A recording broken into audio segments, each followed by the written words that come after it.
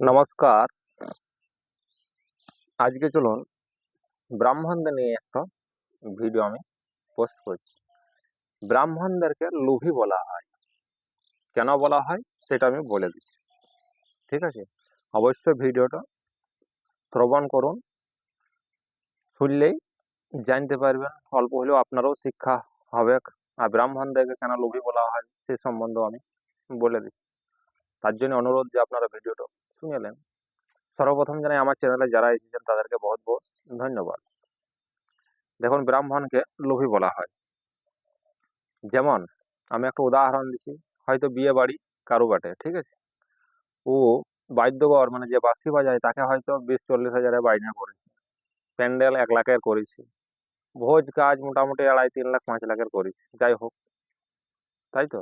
এবার ব্রাহ্মণ হয়তো 3 দিন ব্রাহ্মণের পরিশ্রম আছে, বিয়ে বাড়িতে 2 দিন 3 দিন সময় লাগে, 3 দিন খাটালি আছে, তো হয়তো খুব জোরসে 5,000 টাকা বলিস, তাই তো, যে 5,000 টাকা দেবেন। তো এবার 5,000 টাকা বলা হয়েছে কিন্তু নিয়ে লাই নাই, বলা হয়েছে। এবার আপনার সবকিছু চুকে যাওয়ার পর ব্রাহ্মণকে দক্ষিণা দেয়, সবকিছুকে মিটিয়ে দিলেন, কিন্তু ব্রাহ্মণ ওই 5,000 টাকা বলেছে, তখন কি করবেন আপনি? 3,000 টাকা মাইনাস করে দেবেন, 2,000 টাকা দিবেন। আপনি 2,000 টাকা দিচ্ছেন, কিন্তু আপনার পাশের লোক যে আছে সে ঠকবে। কি বলবে জানেন? যে ব্রাহ্মণরা খুব লোভী। এটা কিন্তু আপনার পাশে যে থাকবে সে বলবে।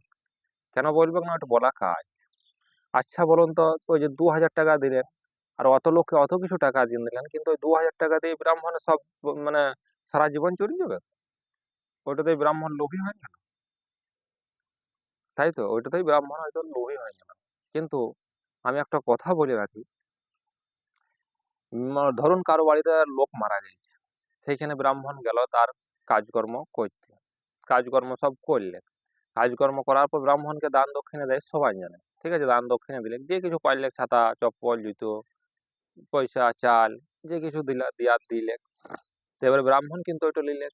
ব্রাহ্মণ লিয়ার পরে ব্রাহ্মণকে যে আপনি দান করে দিলেন সে আপনি খালাস পেয়ে গেলেন, কিন্তু ব্রাহ্মণ খালাস পায় না। কেন পায় না? না, আপনার বাড়ির যে পাপটা আছে সেটা কিন্তু ব্রাহ্মণকেই নিয়ে আসতে হয়। কেন নিয়ে আসতে হয়? না, ওই যে আপনার কাছ থেকে সবকিছু দান এনেছে, বুঝেছেন, দান এনেছে, তো ওই যে ব্রাহ্মণ নিয়ে এসেছে আপনার বাড়ির পাপটা, তার জন্য ওকে কঠোর পরিশ্রম করতে হয়। বুঝেছেন কি পরিশ্রম করতে হয়?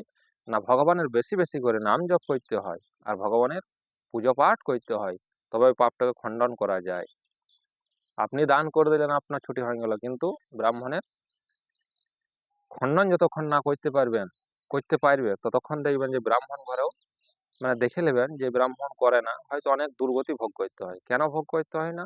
ওই পরের পাপ তো ব্রাহ্মণরা মাথায় নিয়ে নেয়, বুঝলেন, পরের দোষ পরের পাপ সব ব্রাহ্মণরা নিয়ে নেয়। কেন নিলেন?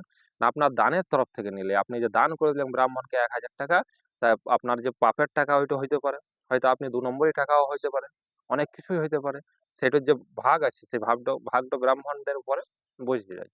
তখন ব্রাহ্মণদের অনেকেরই বাড়িতে আছে এমন অবস্থা যে অনেক দুর্গতিও যায়, ওই জন্য ব্রাহ্মণরা অনেক দুর্দশাও ভোগ করে। কেন করে না? ওই জন্য। আর ওইটাকে নষ্ট করতে গেলে একমাত্র উপায় যে ভগবানের নাম জপ বেশি বেশি করে করতে হবে, আর ভগবানের আরাধনাও বেশি বেশি করে করতে হয়, তবে খণ্ডন করা যায়। কিন্তু আমার বলার বক্তব্য যে ব্রাহ্মণদিকে লোভী বলা হয় তো কি কারণে?